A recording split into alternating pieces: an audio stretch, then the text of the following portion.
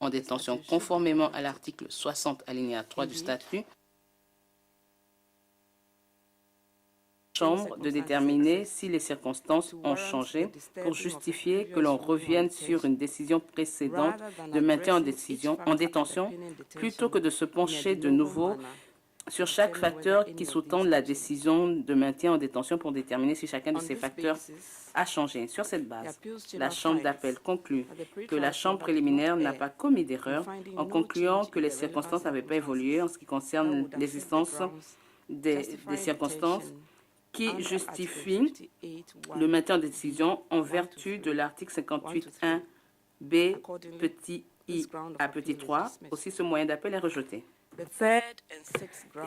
Troisième et sixième moyen d'appel. Le troisième moyen d'appel de M. Gbagbo est que la Chambre préliminaire a commis une erreur de droit en négligeant d'évaluer la valeur probante du rapport final rédigé par le groupe d'experts sur la Côte d'Ivoire, malgré la demande de M. Gbagbo. Et son sixième moyen d'appel est que la Chambre préliminaire aurait commis une erreur de fait en se basant sur les conclusions de ce rapport final, bien qu'il avait remis en question la valeur probante de ce rapport. Étant donné que ces deux moyens d'appel se chevauchent, la Chambre d'appel les traitera ensemble. En ce qui concerne le troisième moyen d'appel, la Chambre d'appel considère qu'étant donné que M.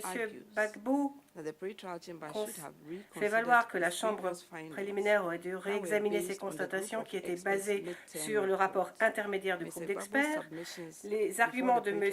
Gbagbo devant la Chambre préliminaire ne contenaient pas de nouveaux éléments de preuve dont il parle maintenant en appel.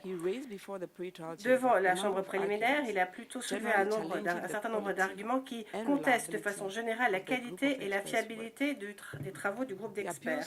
La Chambre d'appel conclut que l'essentiel de ces arguments aurait pu être soulevé en ce qui concerne les décisions précédentes de la Chambre préliminaire, plus précisément la décision du 12 novembre 2012 ou du 12 mars 2013, qui se basait sur les conclusions du rapport intermédiaire. De plus, la Chambre d'appel ne trouve pas d'erreur de loi de la part de la Chambre préliminaire qui n'aurait pas analysé la valeur probante du rapport final. La Chambre préliminaire a en fait pris en compte les facteurs qui auraient pu avoir un impact sur la fiabilité du rapport final en ce qui concerne les normes applicables lui permettant d'évaluer les éléments de preuve qui lui sont présentés. De ce fait, le troisième moyen d'appel est rejeté.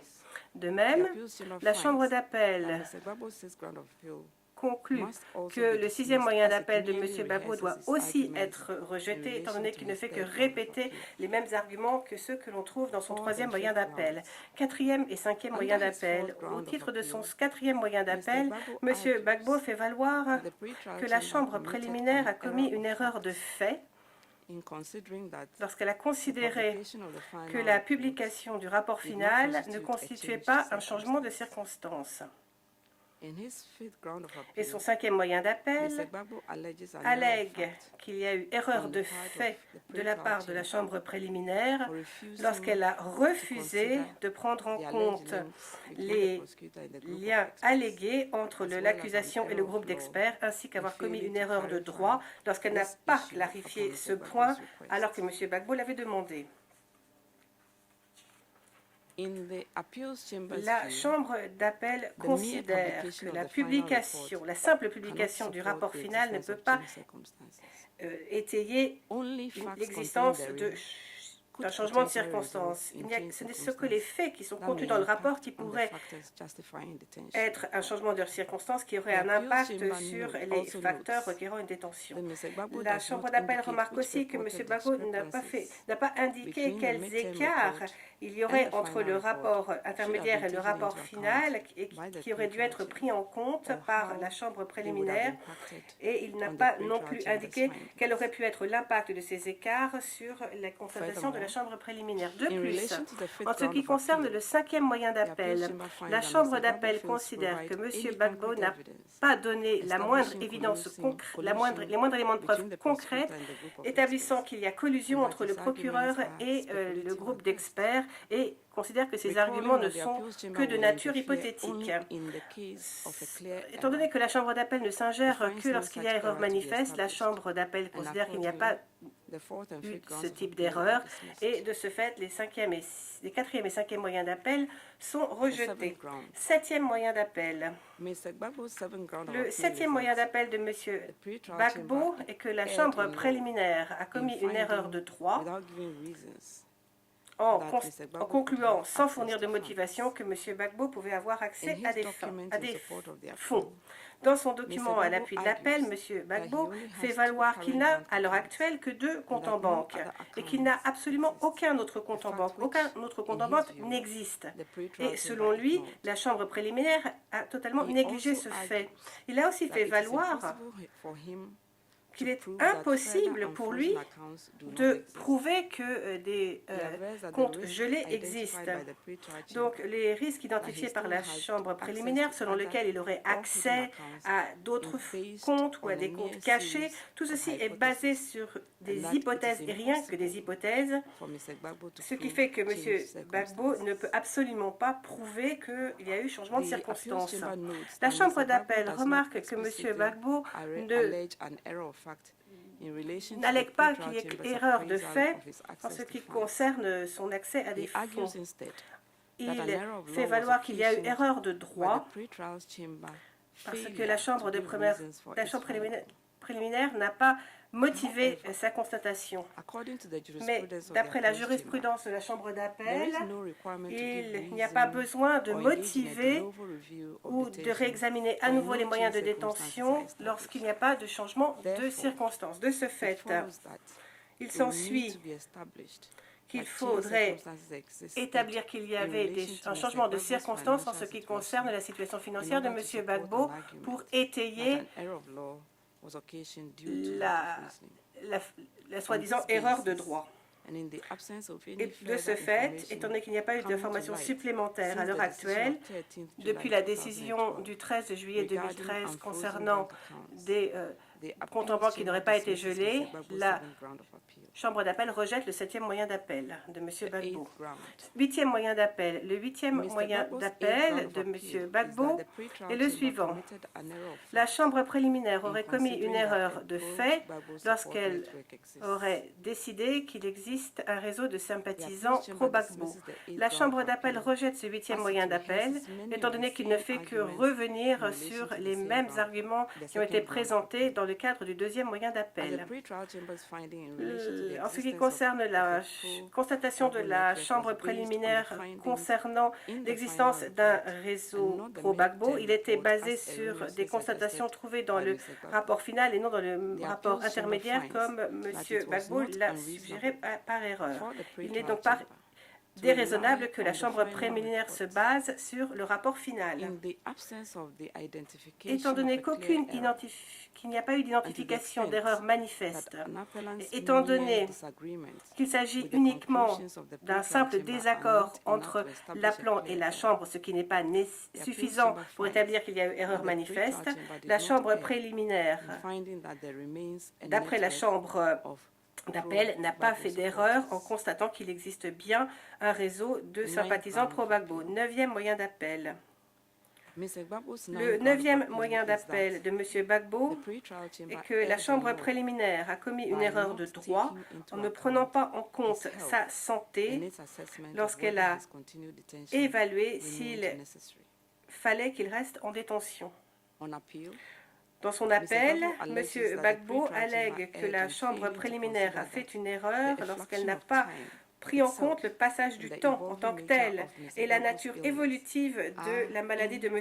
Gbagbo, qui, d'après la défense, constitue un changement de circonstance qui a un impact sur le besoin de le garder en détention. À cet égard, la Chambre d'appel remarque que la Chambre préliminaire n'a pas discuté des arguments même de M. Gbagbo sur le fond, mais n'a fait que remarquer que les arguments de M. Gbagbo répètent ce qu'il avait déjà déjà dit et donc ne constitue pas une nouvelle circonstance. La Chambre d'appel ne voit aucune erreur dans le traitement qu'a fait la Chambre préliminaire de ces soi-disant circonstances. Les références de M. Gbagbo au rapport d'expert médical ne constituent pas une nouvelle circonstance, étant donné qu'ils avaient déjà été évalués par la Chambre préliminaire. Étant donné qu'il n'y a pas d'éléments de preuve permettant d'essayer ces affirmations, la Chambre préliminaire ne peut pas être en faute pour avoir rejeté les arguments de M. Gbagbo qui n'étaient que redondants. De ce fait, ce moyen d'appel est rejeté. 10e moyen d'appel. Le 10e moyen d'appel de M. Gbagbo est que la Chambre a commis une erreur de droit lorsqu'elle a évalué les critères autorisant une libération conditionnelle. M. Gbagbo considère que la Chambre préliminaire a fait une erreur en ne motivant pas en quoi les garanties offertes ne minimisaient pas les risques et justifiaient donc la libération conditionnelle. De plus, il remarque que la Chambre préliminaire devait expliquer point par point pourquoi les nombreuses mesures de sécurité proposées par les États hôtes potentiels n'atténueraient pas les risques.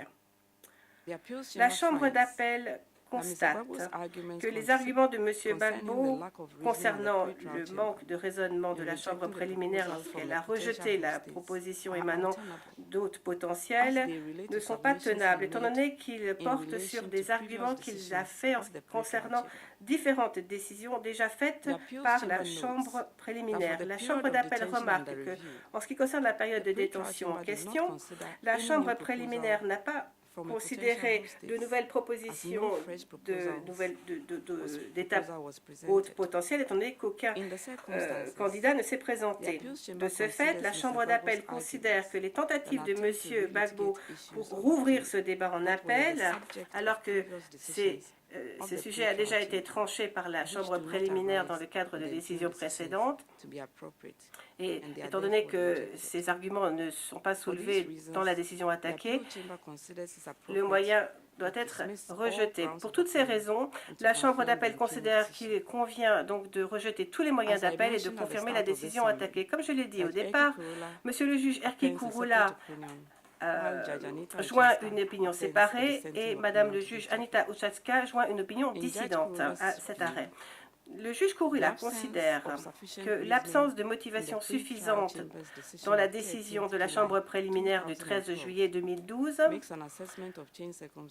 rend l'évaluation d'un changement de circonstances en ce qui concerne l'examen de la détention très problématique. D'après lui, ceci se reflète dans l'évaluation de la Chambre préliminaire de ses moyens de détention, des moyens portant sur la moyens de détention au titre de l'article 58.1, petit b, petit 2 et petit 3 du statut. Étant donné que les motifs de détention au titre de l'article 58.1b du statut représentent des alternatives, il aurait considéré que la détention continue de M. Gbagbo serait justifiée uniquement au titre de l'article 58.1 petit b petit 1 et non pas en vertu des articles 58.1 petit b, 2 et 3 du statut. En ce qui concerne le juge Ušacka, elle considère que la Chambre préliminaire aurait dû prendre en compte, lorsqu'elle a rendu sa décision d'ajournement, la durée raisonnable de la détention de M. Gbagbo et toute prolongation qui pourrait être provoquée par cet ajournement. Madame le juge Ušacka considère que la décision d'ajournement est un changement de circonstance qui aurait dû obliger la Chambre préliminaire à réexaminer les fondements sur lesquels M. Gbagbo est maintenu en détention. D'après elle, il existe un changement de circonstances parce que la décision d'ajournement a jeté un doute sur les éléments de preuve qui sous-tendent les charges dans leur ensemble et que ces doutes abaissent nécessairement et naturellement le seuil de la preuve tel qu'énoncé à l'article 58.1a du statut. Ayant conclu un changement de circonstances, Madame le juge Ušacka aurait accueilli les premiers et deuxièmes moyens d'appel, renversant donc la décision attaquée et renvoyant les questions ou ces questions devant la chambre préliminaire pour réexamen, y compris un examen de novo de l'article 58.1a et b du statut. Ceci met un terme à la lecture de ce résumé d'arrêt. Je vous remercie.